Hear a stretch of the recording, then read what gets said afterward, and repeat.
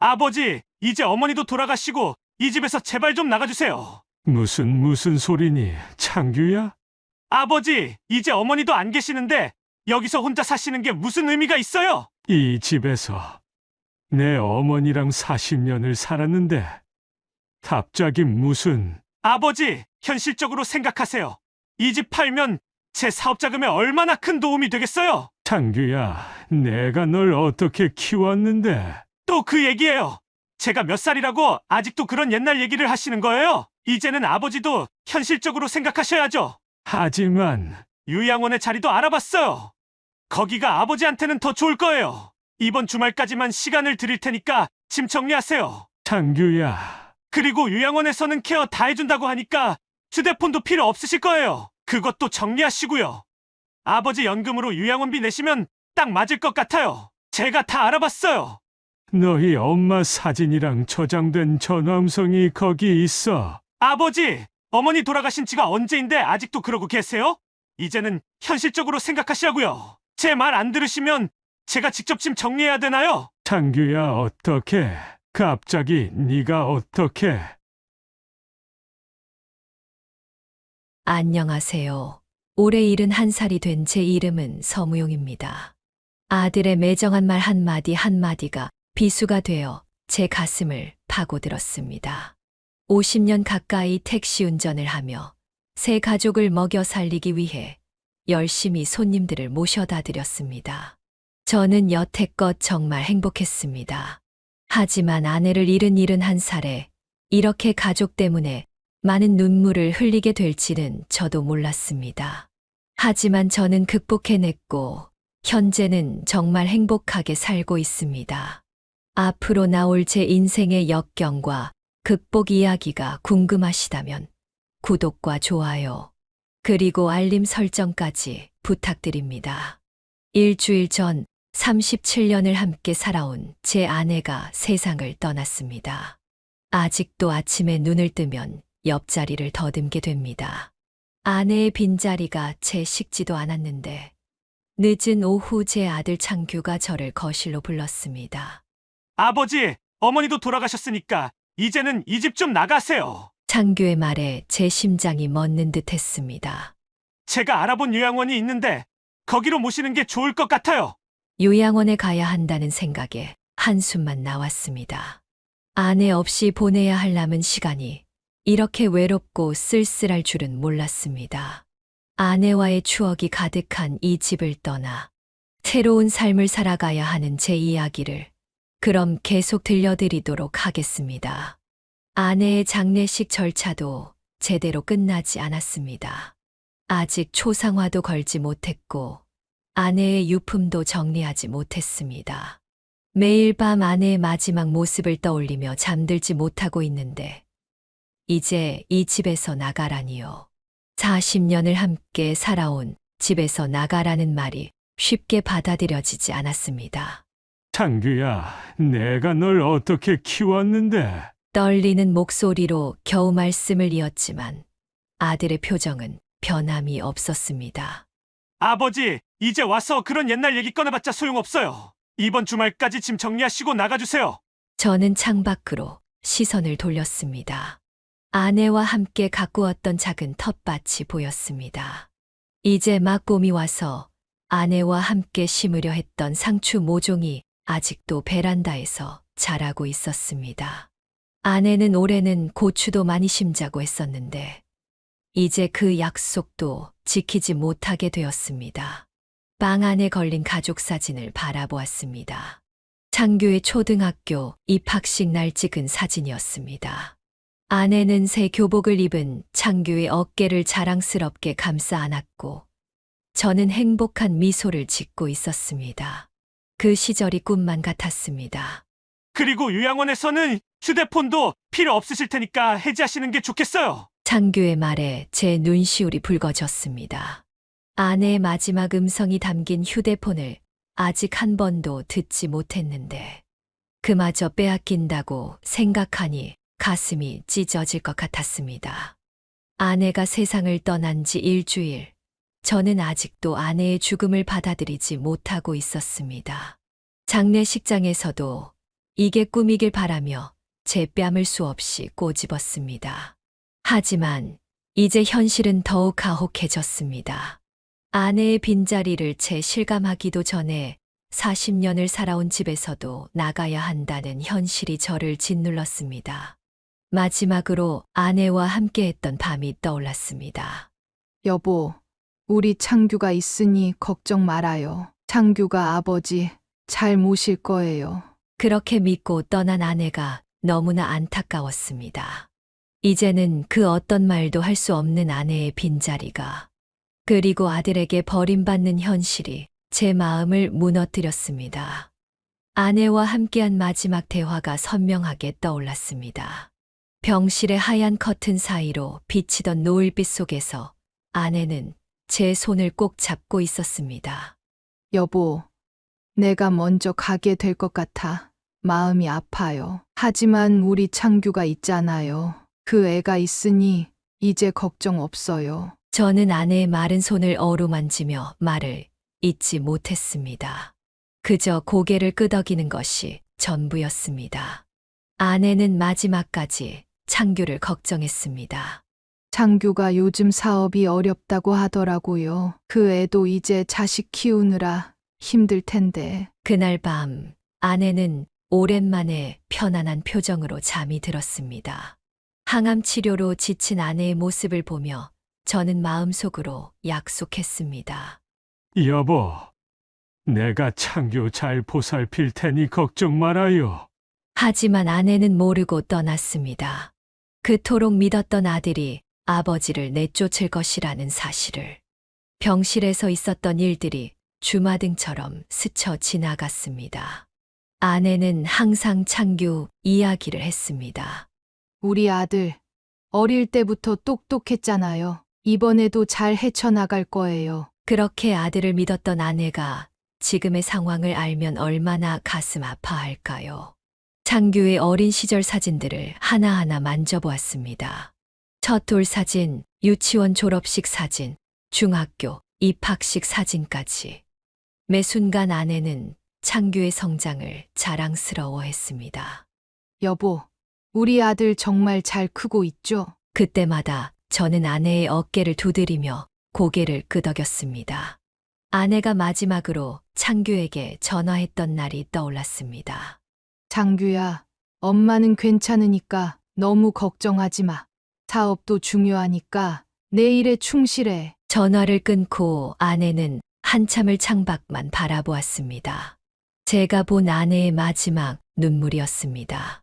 하늘나라에 있는 아내는 지금도 창규를 걱정하고 있을 것입니다. 자신이 그토록 믿고 의지했던 아들이, 그토록 자랑스러워했던 아들이 이렇게 변해버릴 거라고는 상상도 못했을 테니까요. 아내는 마지막까지 우리 창규가 있어 다행이에요. 라고 했습니다. 아내의 마지막 소원은 창규가 잘 되는 것이었습니다. 여보, 내가 없더라도 창규 곁에서 잘 살펴줘요. 우리 아들. 새벽 5시 하루의 시작을 알리는 알람 소리가 울렸습니다. 수십 년간 이어온 저의 일상이었습니다. 평생 택시 운전사로 일하면서 몸에 밴 습관이었지만 아내가 간암 진단을 받은 후로는 그보다 더 일찍 일어나곤 했습니다. 아내의 병세가 깊어질수록 저는 더 이른 시간에 눈을 떴습니다. 새벽 3시, 4시에도 아내의 신음소리에 잠을 깼고 그때마다 아내의 이마에 맺힌 식은땀을 닦아주었습니다. 밤새 꼬박 아내 곁을 지키다가도 새벽이면 어김없이 일어나 미음을 끓였습니다. 하루 종일 미음 한 숟가락도 넘기지 못하는 날이 많았지만 저는 포기하지 않았습니다. 아침이면 미음을, 점심에는 죽을, 저녁에는 아내가 좋아하던 된장국을 끓였습니다. 식구라고는 저와 아내 둘뿐이었지만 매일 아침 찬거리를 준비하는 일은 제게 소소한 기쁨이었습니다. 같은 병실의 환자 보호자들은 저를 보며 대단하다고 했습니다. 아버님, 어떻게 그렇게 부지런하세요? 하지만 저는 그저 웃으며 고개를 저었습니다. 아내를 위한 일이었기에 힘들다고 느낀 적이 없었습니다. 아내의 얼굴이 조금이라도 편안해 보일 때면 그것으로 충분했습니다. 항암 치료로 온몸이 부어오르고 머리카락이 빠져도 제게는 여전히 세상에서 가장 아름다운 사람이었습니다. 여보, 이제 그만 쉬세요. 라고 말하는 아내의 말에도 저는 당신을 위해서라면 뭐든 할 수 있어요. 라고 대답했습니다. 밤새 통증에 시달리는 아내를 보며 가슴이 미어졌습니다. 의사가 더 이상의 치료가 무의미하다고 했을 때도 저는 포기하지 않고 각종 민간요법을 찾아다녔습니다. 산삼, 녹용, 각종 한약재까지. 지푸라기라도 잡는 심정으로 할 수 있는 모든 것을 시도했습니다. 하지만 단 한 번도 힘들다고 생각하지 않았습니다. 아내가 조금이라도 나아지기를 바라는 마음뿐이었습니다. 창규는 바쁘다며 좀처럼 병문안을 오지 않았지만 저는 아내 앞에서 늘 아들을 둘러댔습니다. 창규가 사업이 바빠서 그래. 조만간 올 거야. 그렇게 말할 때마다 아내는 살짝 미소 지었습니다. 그래요. 우리 아들 바쁜 거 너무 잘 알아요. 매일 밤 아내의 손을 잡고 이야기를 나누었습니다. 젊었을 때 함께 했던 추억들, 창규를 키우며 겪었던 일들, 앞으로 함께 하고 싶은 것들까지. 그 시간만큼은 아내가 아픈 것도 잠시 잊을 수 있었습니다. 이런 하루하루가 우리의 마지막이 될 줄은 몰랐습니다. 아내를 위해 무엇이든 하겠다던 제 다짐이 무색하게 결국 아내를 보내야 했습니다. 마지막 순간까지 지극정성으로 곁을 지켰지만 그것이 전부였습니다. 이제는 그 새벽 5시의 알람 소리조차 공허하게 들립니다. 병원비는 너무 부담되니까 제가 병간호를 하겠습니다. 창규의 말이 떠올랐습니다. 아내가 간암 진단을 받았을 때였습니다. 하지만 그것은 공허한 약속이었습니다. 병원비도 병간호도 모두 제 몫이 되었습니다. 아버지, 제가 이번 주말부터는 꼭 병간호 하러 올게요. 대신 이번 달 병원비는 어떻게 해주실 수 있나요? 이런 전화가 일주일에 한 번씩 왔습니다. 하지만 창규는 결국 한 번도 나타나지 않았고 병원비는 고스란히 제가 감당해야 했습니다. 매일 밤 병실을 지키는 건 온전히 제 몫이었습니다. 아침 5시에 일어나 미음을 끓이고 낮에는 병간호를, 저녁이면 다시 택시를 몰았습니다. 병원비를 벌기 위해 하루도 쉬지 못했습니다. 결국 택시 운전으로 아내의 병원비가 모자라 택시까지 정리하게 되었습니다. 창규야, 이번 주말에는 내가 좀 쉬어야 할 것 같아. 내가 좀... 부탁 전화를 드릴 때마다 돌아오는 대답은 한결같았습니다. 아버지, 지금 중요한 거래처랑 미팅이 있어서요. 다음 주에는 꼭 갈게요. 그 다음 주는 영영 오지 않았습니다. 간호사들이 안쓰러워하며 물었습니다. 아드님은 언제 오시나요? 환자분 상태가 많이 안 좋으신데. 그때마다 저는 우리 아들이 사업하느라 바빠서 라고 둘러댔습니다. 아내 앞에서도 마찬가지였습니다. 창규가 이번에 큰 거래처랑 계약한다고 바빠서 그래. 결국 아내의 마지막 순간까지도 창규는 나타나지 않았습니다. 전화로 지금 급한 미팅이 있어서. 라는 말만 전했을 뿐입니다. 병간호는커녕 모자 간의 마지막 작별 인사조차 할 수 없었습니다. 이제 와서 생각해보면 그때부터 예견된 일이었는지도 모릅니다. 병원비를 핑계로 발걸음을 끊더니 이제는 요양원으로 저를 보내려 합니다. 그토록 믿었던 아들의 공허한 약속들이 하나둘 떠오르며 가슴 한켠이 저려왔습니다. 매주 주말마다 이번 주에는 꼭 가겠다던 약속, 제가 병간호하겠다던 말, 모두가 허공 속의 말이었습니다. 그 말들이 얼마나 거짓이었는지 홀로 아내의 병간호를 하며 밤을 지새우던 제가 가장 잘 알고 있었습니다. 간병인을 쓰자는 제 말에도 제가 주말마다 가서 간병할 테니까 그런 돈 쓰지 마세요. 라고 하더니 결국 아내가 세상을 떠나는 그 순간까지 단 한 번도 제대로 된 병간호를 한 적이 없었습니다. 다음에 시간 내어 꼭 병문 안 가겠습니다. 매일 밤 똑같은 문자만 보내던 창규였습니다. 그 말이 얼마나 공허하게 들렸는지 아내의 신음 소리를 들으며 밤을 지새우던 제가 가장 잘 알고 있었습니다. 병실 창가에 기대어 앉아 밤을 보내던 때가 떠올랐습니다. 아내는 통증 때문에 잠을 이루지 못했고 저는 그런 아내의 등을 쓸어주며 밤을 지새웠습니다. 여보, 이제 좀 주무세요. 아내의 말에도 저는 고개를 저었습니다. 당신 혼자 두고 어떻게 자요? 매일 밤 아내의 신음 소리를 들으며 가슴이 미어졌습니다. 진통제를 맞아도 잠들지 못하는 아내를 볼 때면 제가 대신 아파줄 수 없다는 게 너무나 안타까웠습니다. 그럴 때마다 아내는 오히려 저를 걱정했습니다. 여보, 창규한테 전화해서 교대로 있자고 할까요? 하지만 저는 그럴 수 없었습니다. 창규가 올 리 없다는 걸 알았기 때문입니다. 대신 우리 아들 바쁜데 뭐 내가 있잖아요. 라고 대답하곤 했습니다.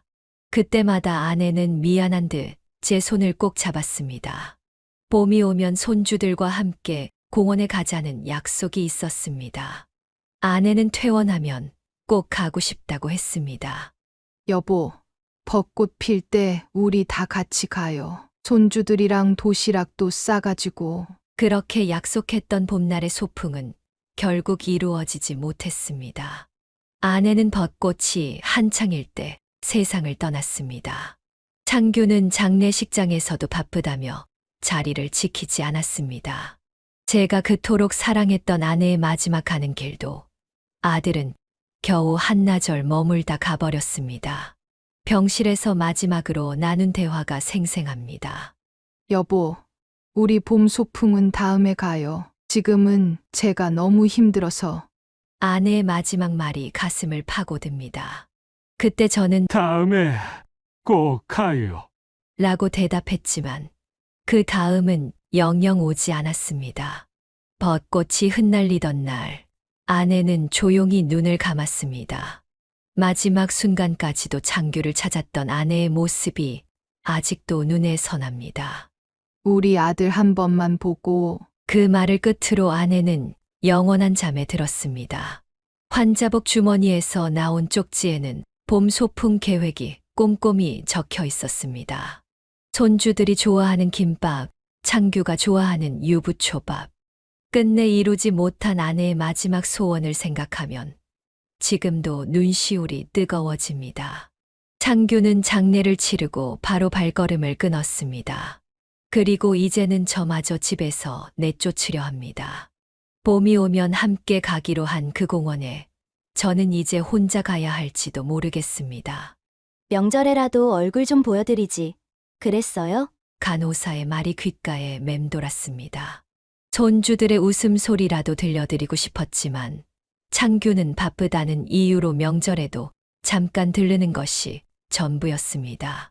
설날이면 떡국이라도 함께 먹자던 약속은 항상 깨졌습니다.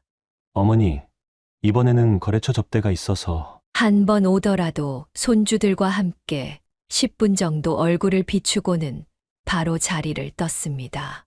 그럴 때마다 아내의 눈가에 맺히는 눈물을 보며 제 마음도 무너져 내렸습니다. 아내가 남긴 통장에는 1억 원이 조금 넘게 있었습니다.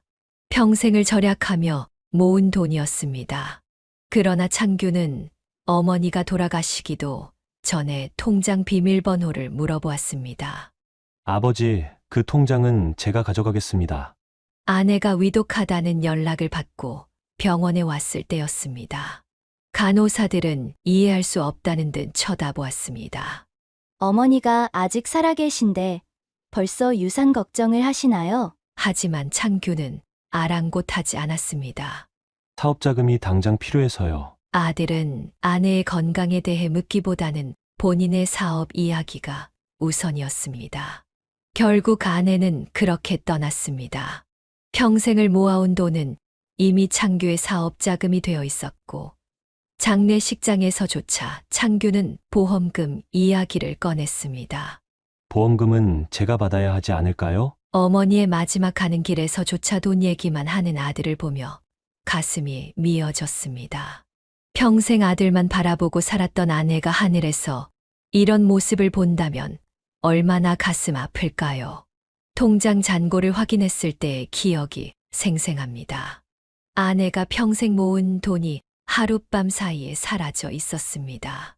창규는 어머니가 생전에 주신 거예요. 라는 말만 남겼습니다. 제가 평생 택시 운전하며 함께 모은 돈이었는데 이렇게 허무하게 사라질 줄은 몰랐습니다. 아버지는 국민연금도 나오시잖아요. 그거면 충분하실 거예요. 창규의 이 말이 아직도 가슴에 비수처럼 박혀 있습니다. 평생을 자식 뒷바라지하며 모은 돈이 이렇게 허무하게 사라질 줄은 정말 몰랐습니다. 아버지, 어머니 통장 비밀번호가 어떻게 되죠? 아내의 장례식이 끝난 지 며칠 되지 않아 창규가 물었습니다. 연금이 나오니 생활하는데 지장 없을 거라며 더 이상의 도움은 줄 수 없다고 했습니다. 제 인생의 마지막 짐을 꾸리는 날이었습니다. 오랫동안 써온 지팡이를 짚은 채 허리를 굽혀 옷가지들을 하나둘 챙겼습니다. 40년이란 세월이 고작 트렁크 하나에 담길 거라고는 생각도 못했습니다. 아버지, 짐은 최소한만 가져가세요. 요양원 방이 좁아서. 창규의 말에 저는 아무 대꾸도 하지 못했습니다. 아내와 찍은 사진들, 손주들의 그림일기, 창규의 어린 시절 앨범, 평생을 모아온 추억들을 버려야 했습니다. 천천히 현관으로 향했습니다. 아내와 처음 이사 왔을 때가 떠올랐습니다. 여보, 우리 창규 여기서 키우면서 오래오래 살아요. 그때의 약속이 이렇게 깨질 줄은 몰랐습니다.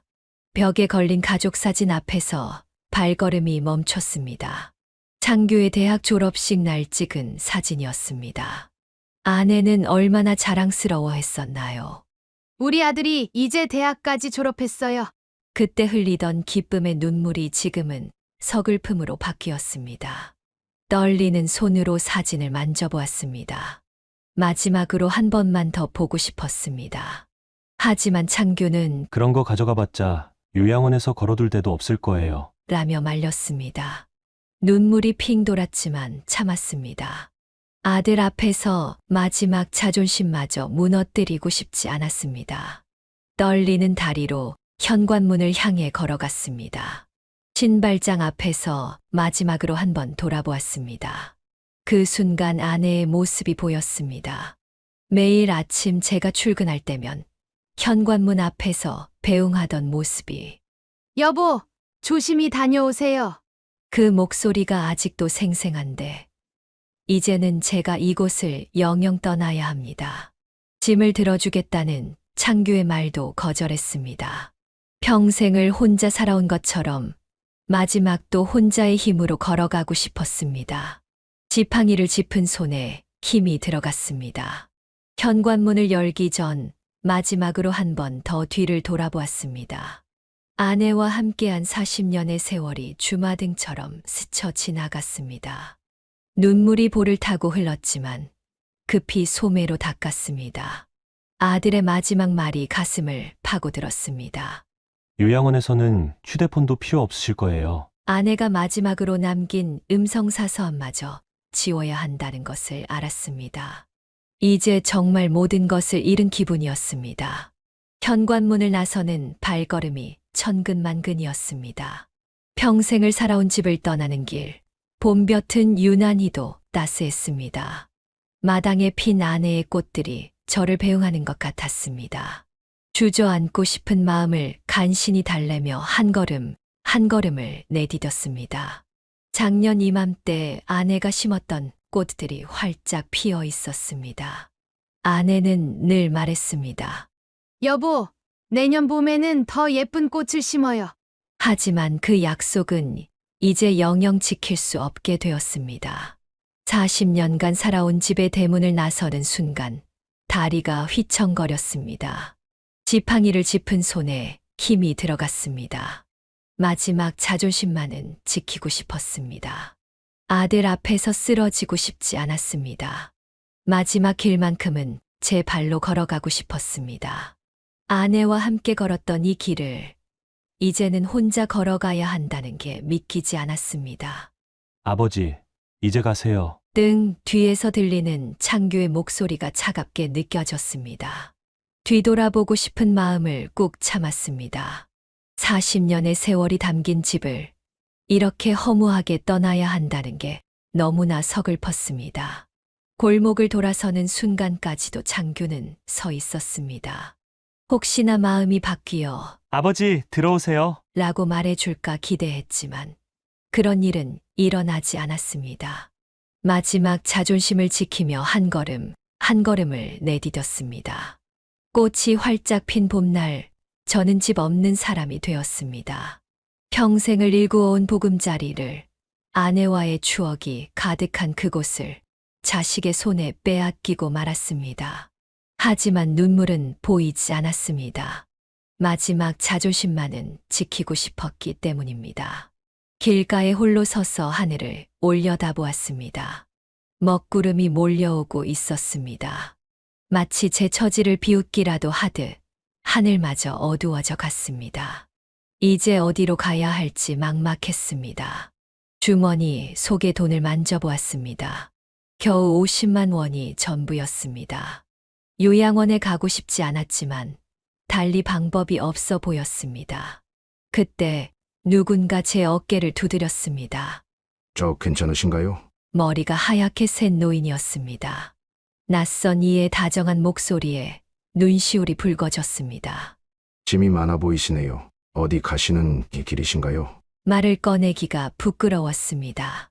하지만 그분의 눈빛은 진심 어린 걱정이 담겨 있었습니다.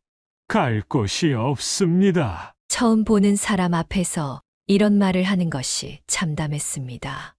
혹시 고시원은 어떠신가요? 걔가 살고 있는 곳이 있는데 노인은 제 사정을 묻지도 않은 채 손을 내밀었습니다. 저도 3년 전에 비슷한 처지였어요. 같이 가보시겠어요? 처음에는 망설였습니다. 낯선 사람을 따라가는 것이 두렵기도 했고 자존심도 상했습니다. 하지만 달리 방법이 없었습니다. 그분은 제 짐을 들어주겠다고 했지만 저는 고사했습니다. 제 이름은 정영규입니다. 같은 처지의 사람들이 많이 살고 있어요. 그의 말에는 왠지 모를 따뜻함이 있었습니다. 비가 내리기 시작했고 우리는 서둘러 걸음을 옮겼습니다. 좁은 골목을 지나 도착한 곳은 오래된 건물이었습니다. 행복고시원이라는 간판이 비에 젖어 초라해 보였습니다. 하지만 정양교 씨의 미소만은 따뜻했습니다. 처음에는 저도 많이 힘들었어요. 하지만 이곳에서 새로운 삶을 시작했죠. 그의 말에 고개를 들어보니 창문마다 불빛이 반짝이고 있었습니다. 그 불빛들이 왠지 모르게 저를 반기는 것 같았습니다. 정양교 씨는 제 사정을 전혀 묻지 않았습니다. 대신 식사는 하셨나요? 라며 걱정스러운 눈빛을 보냈습니다. 그의 배려가 더욱 마음을 아프게 했습니다. 며칠 동안 제대로 된 끼니를 못 먹었다는 걸 어떻게 알았을까요? 비는 점점 더 거세게 내렸고 우리는 고시원 안으로 들어갔습니다. 좁은 계단을 올라가며 정양교 씨는 이곳 생활에 대해 설명해 주었습니다. 그의 친절함이 제 마음 한켠을 따뜻하게 데웠습니다. 여기입니다. 정양교 씨가 안내한 방은 두 팔을 벌리면 닿을 것 같은 좁은 공간이었습니다. 창문도 없이 형광등 하나가 달랑 달려있는 방을 보는 순간 눈시울이 붉어졌습니다. 월세는 25만 원에 보증금이 40만 원입니다. 공과금은 포함되어 있고요. 정양교 씨의 설명이 이어졌습니다. 제 연금은 40만 원. 월세를 내고 나면 고작 15만 원이 남습니다. 그래도 다행이라고 생각했습니다. 이마저도 없었다면 길바닥에 나앉을 뻔했으니까요. 방 안으로 들어서자 퀴퀴한 냄새가 코를 찔렀습니다. 전 거주자가 남기고 간 낡은 이불이 구석에 놓여 있었고, 좁은 책상 위에는 먼지가 수북이 쌓여 있었습니다. 아내와 함께 살던 깨끗한 집이 떠올랐지만, 이제는 그저 추억일 뿐입니다. 화장실은 공동으로 사용하셔야 해요. 샤워실도요. 정양교 씨의 말에 고개를 끄덕였습니다. 40년 동안 우리 집에서 살다가 이런 곳에서 산다는 게 쉽게 받아들여지지 않았지만 선택의 여지가 없었습니다. 짐을 풀면서 손에 잡히는 것마다 아내 생각이 났습니다. 아내가 마지막으로 다려준 옷, 함께 찍은 사진 한 장, 반지까지. 이제는 이 좁은 방이 전부인 제 신세가 서글펐습니다. 정양교 씨는 제 마음을 아는지 모르는지 친절하게 고시원 생활에 대해 설명해 주었습니다. 땅이 근처에 있는데 이 쿠폰 드릴게요. 처음에는 다들 힘드시더라고요. 그의 따뜻한 마음씨가 감사했습니다. 연금으로 생활하기에는 빠듯했지만 불평하지 않기로 했습니다. 아내도 이런 제 모습을 본다면 가슴 아파할 테니까요. 달력을 보니 이제 월말이 다가오고 있었습니다. 다음 달 월세를 생각하니 벌써부터 마음이 무거워졌습니다. 하루 15만 원으로 한 달을 살아야 한다는 게 막막했습니다. 세 끼 식사를 해결하려면 하루에 5천 원도 쓸 수 없다는 계산이 나왔습니다. 택시 운전을 40년 넘게 하며 번 돈으로 이렇게 살게 될 줄은 몰랐습니다. 밤이 되자 옆방의 소리가 들려왔습니다. 누군가의 한숨 소리, TV 소리, 발자국 소리까지. 얇은 벽 하나를 사이에 두고 수많은 사연을 가진 사람들이 살고 있다는 걸 깨달았습니다. 이불을 펴며 생각했습니다. 이제부터가 진짜 시작이구나. 연금으로 겨우 고시원비를 내고 남은 돈으로 한 달을 버텨야 한다는 현실이 두려웠지만 살아야 했습니다. 아내가 하늘에서 지켜보고 있을 테니까요. 잘 주무셨어요? 아침이 되자 정양교 씨가 문을 두드렸습니다. 사실 저는 한숨도 자지 못했습니다. 낯선 방의 좁은 공간에서 뒤척이다가 겨우 눈을 감았을 뿐입니다. 하지만 감사하다고 대답했습니다. 이제 막 입주하신 분께 이런 말씀드리기는 좀 그렇지만 정양교 씨는 잠시 망설이더니 음식 쿠폰 몇 장을 내밀었습니다. 저도 처음에는 자존심 때문에 거절했었는데 나중에 많이 후회했어요. 여기 근처 식당이랑 복지관 쿠폰입니다. 정양교 씨는 이미 9년째 이곳에서 살고 계신다고 했습니다. 저도 처음에는 많이 힘들었어요. 하루아침에 이런 곳에서 살게 될 줄 누가 알았겠어요. 그분의 말에 무언가가 울컥 차올랐습니다. 좁은 방은 낯설기만 했습니다. 아내와 함께 살던 넓은 집이 자꾸 생각났습니다. 아침이면 커피 향이 가득했고 창밖으로 새소리가 들리던 그곳이 그리웠습니다. 하지만 이제는 이 좁은 방이 전부라는 걸 받아들여야 했습니다. 여기 계신 분들 대부분이 비슷한 사연을 갖고 계세요. 정양교 씨의 말씀이 이어졌습니다. 자식들한테 버림받았다고 자책하지 마세요. 우리가 잘못한 게 아니니까요. 그 말에 눈물이 흘렀습니다. 복도 끝에서는 누군가 라면을 끓이고 있었고 옆방에서는 작은 TV 소리가 들려왔습니다. 이곳에 사는 모든 사람들이 저마다의 사연을 안고 살아가고 있다는 생각이 들었습니다. 정양교 씨는 매일 아침 복지관에 가신다고 했습니다. 거기 가면 따뜻한 밥도 주고 말동무도 있어요. 혼자 있는 것보다 낫죠. 그분의 말씀대로 이제는 제가 새로운 삶을 시작해야 할 때인 것 같았습니다. 처음에는 자존심 때문에 쿠폰을 받기 싫었습니다. 평생을 일하며 살아온 제가 이런 신세가 될 줄은 꿈에도 몰랐으니까요. 하지만 정양교 씨의 진심 어린 조언을 거절할 수는 없었습니다. 처음에는 다들 그러세요. 하지만 시간이 지나면 이해하게 될 거예요. 우리같이 나이 든 사람들은 서로 의지하면서 살아야 해요. 정양교 씨의 말씀이 가슴에 와닿았습니다. 이제는 이곳이 저희 새로운 보금자리가 된다고 생각하니 마음이 복잡했습니다. 하지만 이마저도 감사하게 여기기로 했습니다. 정양교 씨 같은 좋은 이웃이 있다는 것만으로도 오늘 하루 잘 버틸 수 있을 것 같았습니다. 이쪽으로 앉으시죠. 복지관에서 처음으로 급식을 받던 날이었습니다. 낯선 공간에서 밥을 받아든 손이 떨렸습니다. 지금까지 살아오면서 이런 경험은 처음이었습니다. 자존심이 상했지만 정양교 씨의 따뜻한 배려 덕분에 첫 발을 내디딜 수 있었습니다. 처음에는 다들 그러셨어요. 정양교 씨가 옆자리에 앉으며 말씀하셨습니다. 저도 처음에는 이런 곳에 올 줄 몰랐죠. 하지만 이제는 익숙해졌어요. 여기 오시는 분들 모두가 우리와 비슷한 사연을 갖고 계시니까요. 줄을 서서 기다리는 동안 주변을 둘러보았습니다. 저와 비슷한 연배의 노인들이 많았습니다. 모두들 자식들에게 버림받은 사연이 있다고 했습니다. 우리 아들이, 우리 딸이. 하는 이야기들이 귓가에 맴돌았습니다.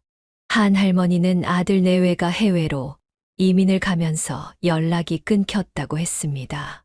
또 다른 할아버지는 사업 실패 후 자식들에게 외면당했다고 하셨습니다.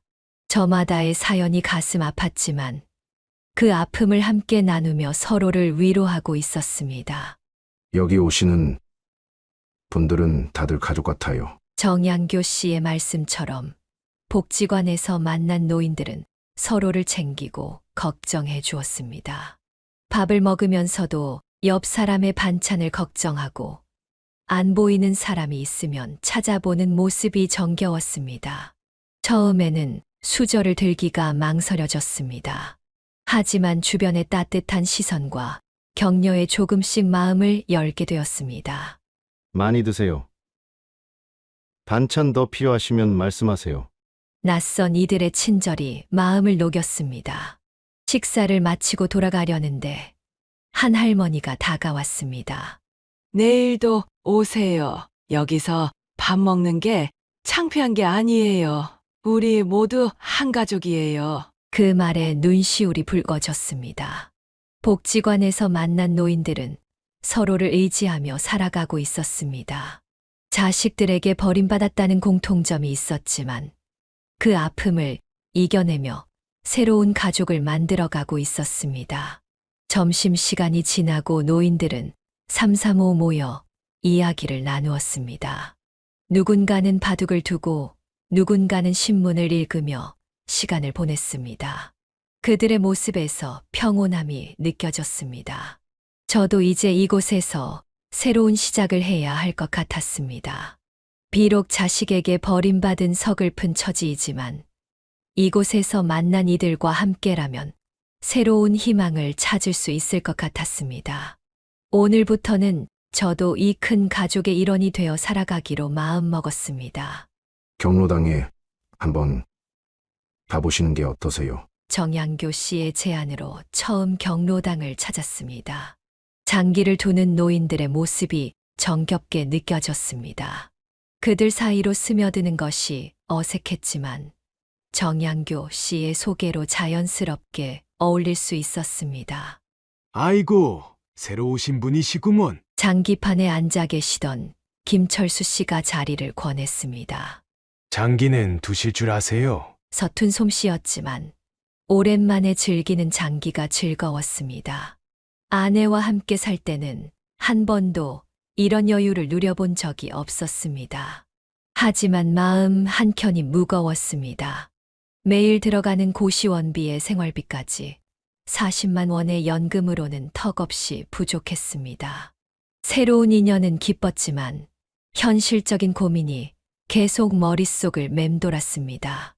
일자리를 구해야 할 것 같아요. 정양교 씨께 말씀드렸더니 다들 공감한다는 듯 고개를 끄덕이셨습니다. 우리도 다 비슷해요. 하지만 나이 때문에 쉽지 않더라고요. 그 말씀이 현실로 다가왔습니다. 첫 면접은 마트 야간 재고 정리 일이었습니다. 죄송합니다만 연세가 너무 많으셔서. 두 번째는 주차 관리 일이었습니다. 체력적으로 힘드실 것 같아서요. 계속되는 거절에 자신감이 떨어졌습니다. 경비직을 지원했을 때는 희망이 보였습니다. 경험이 있으신가요? 처음으로 긍정적인 반응이었지만 결과는 마찬가지였습니다. 젊은 분을 뽑기로 했습니다. 발걸음이 무거워졌습니다. 경로당에서 만난 분들은 저마다의 생존법을 알려주셨습니다. 폐지를 주워보시는 건 어떠세요? 대형마트 전단지 배포도 있어요. 하지만 허리가 굽은 제게는 그마저도 쉽지 않았습니다. 매일 아침 일자리를 찾아 나섰지만 번번이 실패했습니다. 일자리 구하기 힘드시죠? 경로당에서 만난 분들은 제 사정을 잘 아는 듯 했습니다. 우리도 다 그랬어요. 하지만 포기하지 마세요. 생활비는 점점 줄어들었고 고시원비를 낼 날은 다가오고 있었습니다. 이대로는 안 되겠다는 생각에 새벽 인력 시장도 찾아갔습니다. 하지만 그곳에서도 젊은 사람을 찾는다는 말만 들었습니다. 하루하루가 절박했습니다. 경로당에서 만난 분들과 이야기를 나누며 위로를 받았지만 현실적인 해결책은 되지 못했습니다. 71살의 나이가 이렇게 큰 벽이 될 줄은 몰랐습니다. 매일 밤 잠들기 전 아내 생각이 났습니다. 여보, 이제 어떡하면 좋을까요? 천장을 바라보며 한숨만 쉬었습니다. 새로운 친구들은 생겼지만 생활고라는 현실의 벽은 너무나 높았습니다. 서무용 씨, 제가 아는 곳이 하나 있는데 한번 가보시겠어요? 정양교 씨의 소개로 찾아간 곳은 작은 산업단지의 경비실이었습니다. 지인이 운영하는 공장이라고 했습니다. 면접이라고 하기도 민망한 짧은 만남 후에 다음 날부터 일을 시작하게 되었습니다. 밤 10시부터 아침 6시까지가 제 근무 시간이었습니다. 처음에는 긴 시간 서 있는 것이 힘들었지만 택시 운전을 하며 단련된 체력으로 버텨냈습니다. 월급은 120만 원. 적은 돈이었지만 고시원비를 내고도 남는 돈이 생긴다는 사실이 감사했습니다. 경비실에 난로는 있으세요? 정양교 씨가 보내주신 전기장판이 큰 위로가 되었습니다. 추운 겨울밤 그 따뜻함이 아내의 품처럼 느껴졌습니다. 혼자만의 시간이 많았지만 그만큼 생각을 정리할 수 있는 여유가 생겼습니다. 어느 날 정말 깜짝 놀랄 일이 있었습니다. 산업단지에 영업차 방문한 사람이 다름 아닌 제 아들 창규였습니다. 서로 얼굴을 마주한 순간 창규의 눈이 잠시 흔들렸습니다. 하지만 이내 모른 척 서류를 내밀었습니다. 경비실에 사인 좀 부탁드립니다. 마치 처음 보는 사람처럼 구는 아들을 보며 가슴이 미어졌습니다. 하지만 저도 모른 척 서류에 서명을 해주었습니다. 그렇게 우리는 서로를 모르는 사람처럼 대했습니다. 창규가 돌아서는 모습을 바라보며 울컥했지만 눈물은 보이지 않았습니다. 대신 경비실 순찰일지를 꺼내 다음 순찰 시간을 확인했습니다. 이제는 그저 제 일에 충실해야 했습니다. 어르신, 커피 한잔 하세요. 가끔 야근하는 직원들이 커피를 건네주곤 했습니다. 그들의 작은 친절이 감사했습니다. 밤새 공장을 지키는 일이 힘들지 않았던 것은 이런 따뜻한 마음들 덕분이었습니다. 순찰을 돌면서 생각했습니다. 창규가 다시 오게 될까? 하지만 그건 중요하지 않았습니다. 이제 저는 이곳의 경비원이고 제 일은 공장을 지키는 것뿐이었습니다. 아들과의 관계는 이미 끝난 일이었습니다. 밤에 추우시죠? 관리과장님이 때때로 찾아와 이야기를 나누었습니다. 처음에는 나이 많은 경비원을 걱정했다고 했지만 이제는 제가 가장 성실한 직원이라고 인정해 주었습니다. 밤하늘의 별을 보며 생각했습니다. 아내가 저를 보고 있다면 어떤 마음일까? 자식에게 버림받고 경비실에서 밤을 새우는 남편을 보며 얼마나 가슴 아파할까? 하지만 이제는 당당했습니다. 비록 경비원이지만 떳떳하게 제 삶을 살아가고 있으니까요. 이제는 외롭지 않습니다. 경로당에서 만난 분들과 이야기를 나누면서 문득 그런 생각이 들었습니다. 처음에는 낯설기만 했던 분들이 이제는 제 새로운 가족이 되어 있었습니다. 비슷한 아픔을 가진 우리는 서로를 이해하고 위로하며 살아가고 있었습니다. 서무용 씨. 오늘은 무슨 반찬이에요? 복지관에서 만난 김영자 씨는 항상 반찬을 나누어 주셨습니다. 저는 야간 근무 때문에 김치찌개를 끓여가는 것으로 보답했습니다. 서로 없는 것을 채워주는 이런 정이 우리를 살게 했습니다. 월급날이 되자 처음으로 적금을 들었습니다. 한 달에 30만 원씩 2년 만기. 비록 적은 돈이었지만 미래를 계획할 수 있다는 사실만으로도 가슴이 벅찼습니다. 나중에 햇빛 드는 원룸으로 이사 가고 싶어요. 경로당에서 그런 이야기를 했더니 모두들 응원해 주셨습니다. 우리도 다 그렇게 시작했어요. 정양교 씨의 말씀처럼 작은 희망으로 시작된 새로운 삶이었습니다. 야간 경비를 서며 모은 돈으로 조금씩 적금을 붓고 복지관에서 만난 분들과 정을 나누며 하루하루가 의미 있게 느껴졌습니다. 경로당에서는 매일 오후 2시면 장기대회가 열렸습니다. 누군가는 바둑을 두고 또 누군가는 화투를 치며 시간을 보냈습니다. 처음에는 어색했던 모임이 이제는 하루 중 가장 기다려지는 시간이 되었습니다. 서무용 씨는 이제 우리 막내예요. 71살의 제가 막내라니 웃음이 났습니다. 하지만 그만큼 모두가 저를 아끼고 걱정해 주신다는 뜻이었습니다. 자식들에게 버림받은 우리가 서로에게 새로운 가족이 되어주고 있었습니다. 밤 근무를 마치고 돌아오면 경로당 식구들이 아침 식사를 함께 하자며 기다리고 있었습니다. 잠도 안 주무시고 이러시다 병나세요. 하면서도 매일 따뜻한 밥을 챙겨주시는 그 마음이 감사했습니다. 이제는 꿈이 생겼습니다. 2년 후면 적금이 만기가 됩니다. 그때는 창문 있는 작은 원룸으로 이사를 가고 싶습니다. 아침에 눈을 뜨면 햇살이 비치는 방에서 새들의 지저귐을 들으며 하루를 시작하고 싶습니다. 꿈은 이루어질 거예요. 경로당 식구들의 응원이 큰 힘이 되었습니다. 비록 지금은 작은 고시원에서 살고 있지만 이제는 외롭지 않습니다. 서로를 의지하며 살아가는 이 생활이 감사하게 느껴졌습니다. 더 이상 과거에 연연하지 않기로 했습니다. 아내도 하늘에서 지금의 제 모습을 보며 안심하리라 믿습니다. 비록 자식에게는 버림받았지만 이제 저에게는 더 큰 가족이 생겼으니까요. 큰일 났어요. 김철희 씨가 계단에서 넘어지셨대요. 어느 날 아침 경로당에 급한 소식이 전해졌습니다. 허리 통증으로 늘 힘들어하시던 김철희 씨가 결국 사고를 당했다는 소식이었습니다. 병원에서는 대퇴골 골절이라며 큰 수술이 필요하다고 했습니다. 보증금이 없어서 수술을 못 받는데요. 김철희 씨는 저처럼 연금으로 겨우 생활하시는 분이었습니다. 수술비가 없어 발만 동동 구르고 계시다는 말에 경로당이 술렁였습니다. 우리가 도와드려야 해요. 정양교 씨의 말씀에 모두가 고개를 끄덕였습니다. 누가 먼저랄 것도 없이 통장을 꺼내들었습니다. 저도 적금을 해약했습니다. 햇빛 드는 원룸은 조금 미뤄야 했지만 지금은 김철희 씨의 수술이 더 중요했습니다. 이렇게까지 해주시면 어떡해요? 병실에서 만난 김철희 씨는 눈물을 흘리셨습니다.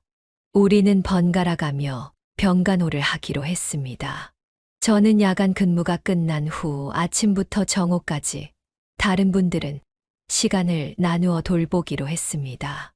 밥은 제가 매일 가져다 드릴게요. 복지관에서 만난 이영순 씨가 도시락을 준비해 주셨습니다. 김철희 씨는 매일 감동의 눈물을 흘리셨습니다. 이런 게 진짜 가족이구나. 그 말씀에 우리 모두의 눈시울이 붉어졌습니다.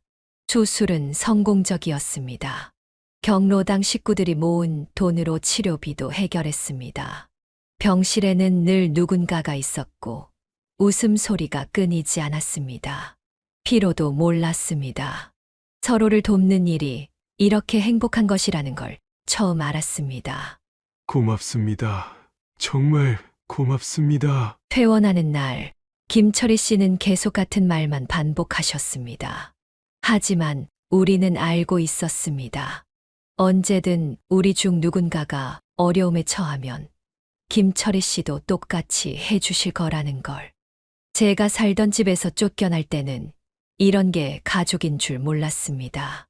피는 물보다 진하다고 하지만 때론 피보다 더 진한 게 정이라는 걸 이제야 깨달았습니다. 자식에게 버림받은 우리가 서로에게 진정한 가족이 되어주고 있었습니다. 김철희 씨가 건강을 되찾자 경로당은 다시 활기를 찾았습니다. 이제는 서로를 더욱 아끼고 걱정하게 되었습니다. 누군가 조금만 아파도 모두가 발벗고 나서서 돕는 게 자연스러워졌습니다. 이렇게 우리는 진정한 가족이 되어갔습니다. 핏줄보다 더 소중한 인연이 있다는 걸 나이 들어 새롭게 배우게 되었습니다. 돈은 없어도 서로에 대한 사랑과 믿음이 있었기에 우리는 더 이상 외롭지 않았습니다. 고시원이 이달 말로 철거된대요. 어느 날 정양교 씨가 안타까운 소식을 전했습니다. 저희가 살던 고시원이 재개발 구역에 포함되어 있었던 것입니다. 갑작스러운 소식에 모두가 망연자실했습니다. 다들 어디로 가시나요? 막막한 심정으로 경로당에 모였습니다. 방을 구하러 다녀도 보증금 때문에 엄두를 내지 못했습니다. 그때 김철희 씨가 한 가지 제안을 했습니다. 우리 함께 살아보면 어떨까요? 처음에는 막연한 생각이었습니다. 하지만 5명이 힘을 모으면 작은 빌라 한 채 월세도 가능하다는 계산이 나왔습니다.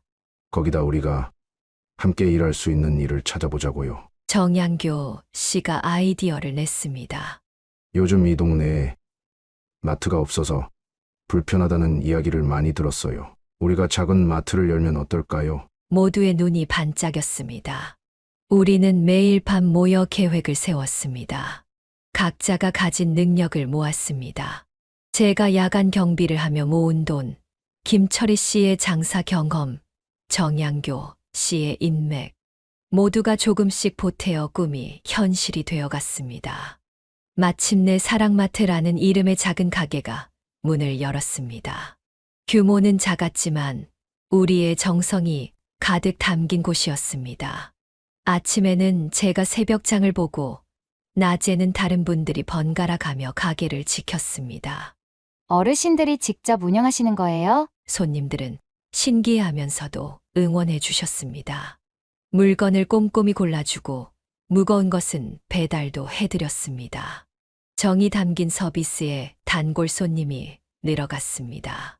서로 도우며 일하는 재미가 쏠쏠했습니다. 계산대에서 실수를 해도 물건을 떨어뜨려도 웃으며 넘길 수 있었습니다. 피는 안 섞였어도 우리는 진정한 가족이 되어 있었습니다.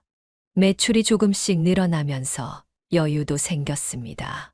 힘을 모아 구한 월세 빌라는 좁지만 포근했습니다. 무엇보다 혼자가 아니라는 사실이 큰 위안이 되었습니다.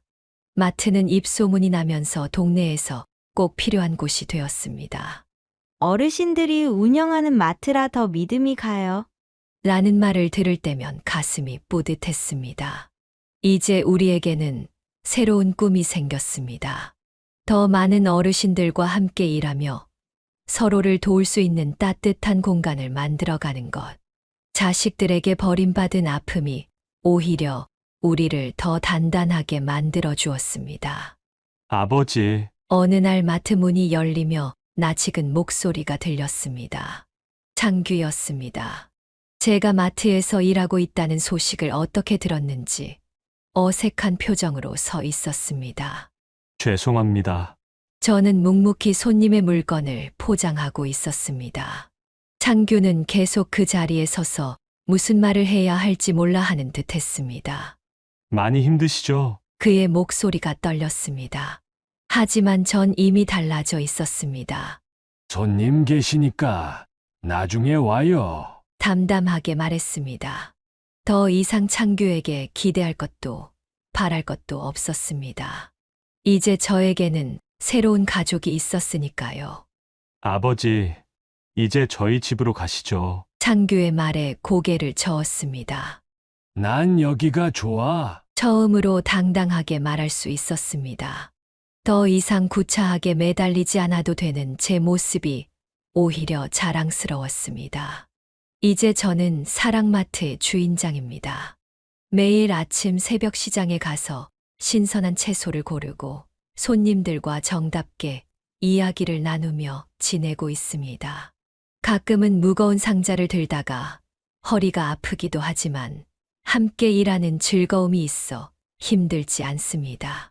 창규는 며칠 동안 계속 마트를 찾아왔습니다. 하지만 저는 매번 같은 대답을 했습니다.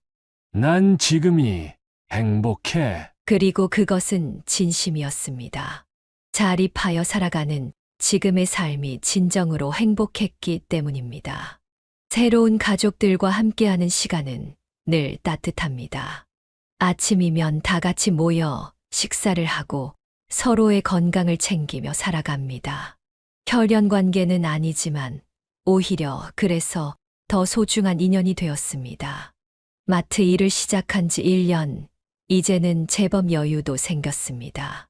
매달 적금도 붙고 가끔은 경로당 어르신들께 간식도 사드립니다. 아내가 보면 뿌듯해할 것 같은 생활입니다. 아버지, 정말 이러시게요? 창규의 마지막 방문 때 저는 웃으며 대답했습니다. 내 아버지 이제 혼자 잘 살 수 있어. 더 이상 구차한 모습을 보이고 싶지 않았습니다. 이제 저는 당당합니다. 자식에게 의지하지 않고도 새로운 가족들과 함께 행복한 삶을 살아가고 있으니까요. 아내도 하늘에서 지금의 제 모습을 보며 안심하리라 믿습니다. 매일 밤 우리는 장사를 마치고 둘러앉아 이야기를 나눕니다. 오늘 있었던 일, 내일의 계획, 그리고 앞으로의 꿈까지. 이런 소소한 행복이 제 인생의 새로운 의미가 되었습니다. 사랑마트에서 나온 수익금으로 기부를 하시겠다고요? 복지관 관장님이 놀란 눈으로 물으셨습니다. 저희의 작은 마음이 지역 신문에도 소개되었습니다. 독거노인들이 운영하는 마트 수익금 일부를 지역사회에 환원하기로. 처음에는 작은 액수였습니다. 매달 수익의 10%를 복지관에 기부하기 시작했습니다. 우리처럼 어려운 처지의 노인들을 돕고 싶었습니다. 우리가 받은 사랑을 나눠주자는 마음이었습니다. 지역신문에 우리 이야기가 실린 후 많은 분들이 관심을 보여주셨습니다. 구청에서도 연락이 왔습니다. 어르신들의 자립성공 사례를 다른 분들과 나누어 주셨으면 합니다. 처음 강연 요청을 받았을 때는 많이 망설였습니다. 말 주변도 없고 특별한 이야기도 아니라고 생각했습니다. 하지만 정양교 씨가 말씀하셨습니다. 우리 이야기가 힘들어하는 다른 어르신들께 희망이 될 수 있어요. 첫 강연은 떨리는 마음으로 시작했습니다. 저희는 자식들에게 버림받은 사람들입니다. 하지만 서로를 의지하며 새로운 가족이 되었습니다. 청중석에서는 눈물을 훔치는 분들이 많았습니다. 강연 요청은 점점 늘어났습니다. 다른 지역의 복지관에서도 연락이 왔고 노인 자립 프로그램에도 초청받았습니다. 우리의 이야기가 많은 분들에게 희망이 된다는 사실이 놀라웠습니다. 어르신들 덕분에 용기를 얻었습니다. 강연이 끝나고 찾아오시는 분들의 말씀에 가슴이 뭉클했습니다. 우리처럼 힘들어하는 분들에게 작은 희망이라도 될 수 있다는 게 감사했습니다. 매주 한 번씩 강연을 다니면서 더 많은 분들을 만났습니다. 자식들에게 버림받은 아픔, 그러나 그 아픔을 딛고 일어선 우리의 이야기는 많은 어르신들에게 공감을 얻었습니다. 기부금은 점점 늘어났고 그만큼 도움을 받는 분들도 많아졌습니다. 무료급 식소에도 후원을 하고 홀로 사시는 어르신들께 반찬도 배달해 드렸습니다. 받은 사랑을 나누는 기쁨이 이런 것이구나 싶었습니다. 우리의 작은 시작이 이렇게 큰 파급력을 가질 줄은 몰랐습니다. 자식들에게 버림받았다고 주저앉지 않고 서로를 의지하며 새로운 삶을 시작한 우리의 이야기가 많은 분들에게 희망이 되었습니다. 강연을 다니면서 더욱 감사한 마음이 들었습니다. 우리가 겪은 아픔이 헛되지 않았구나. 이렇게라도 누군가에게 도움이 될 수 있구나 하는 생각에 가슴이 벅차올랐습니다. 어느새 저는 자식에게 의지하는 불쌍한 노인이 아닌 당당한 삶을 살아가는 한 사람이 되었습니다. 사랑마트의 대표이자 많은 어르신들에게 희망을 전하는 강연자가 된 지금 더 이상 과거의 아픔에 얽매이지 않게 되었습니다. 우리는 새로운 꿈을 꾸고 있습니다. 더 많은 독거노인들을 고용해서 일자리를 만들어주는 것, 우리처럼 힘들어하는 어르신들을 위한 쉼터를 만드는 것, 자식들에게 버림받았다고 해서 인생이 끝난 것이 아니라는 걸 보여주고 싶습니다. 매일 아침 마트 문을 열 때면 감사한 마음이 듭니다. 함께 일하는 동료들의 웃음소리, 장 보러 오시는 단골 손님들의 반가운 인사, 이 모든 것이 제게는 새로운 가족이 되었습니다. 창규가 보낸 설 선물도 정중히 돌려보냈습니다. 이제는 그런 것에 연연하지 않습니다. 대신 경로당 식구들과 함께 떡국을 끓여 먹으며 새해를 맞이했습니다. 이게 진정한 가족의 의미라는 걸 이제야 깨달았습니다. 아내의 영정사진 앞에서 이야기합니다. 여보, 이제 걱정하지 마세요. 저 잘 살고 있어요. 우리 창규 걱정도 이제 그만하세요. 제가 이렇게 행복하게 살고 있으니까요. 정양교 씨, 김철희 씨를 비롯한 우리 가족들은 서로를 의지하며 하루하루를 소중하게 살아갑니다. 피보다 진한 정으로 맺어진 우리는 세상 그 어떤 가족보다도 단단한 유대감으로 뭉쳐 있습니다. 취미로 시작한 일기 쓰기에는 이제 희망찬 내용들로 가득합니다. 오늘도 마트가 잘 됐다. 새로운 어르신 한 분을 더 모시게 됐다. 강연에서 많은 분들이 힘이 됐다고 해주셨다. 이런 일상의 기쁨들이 쌓여갑니다. 가끔 길에서 창규를 마주치기도 합니다. 하지만 더 이상 가슴이 아프지 않습니다. 오히려 담담하게 인사를 나눌 수 있게 되었습니다. 미움도 원망도 사라졌습니다. 그저 먼 친척처럼 안부나 물어보는 사이가 되었습니다. 우리 사랑마트 가족들은 이제 서로가 서로의 전부입니다. 아픈 사람이 있으면 함께 병원에 가고 기쁜 일이 있으면 다 같이 축하해 줍니다. 명절이면 마트 문을 닫고 다 같이 모여 송편도 빚고 떡국도 끓입니다. 이제 우리는 진정한 행복이 무엇인지 알게 되었습니다.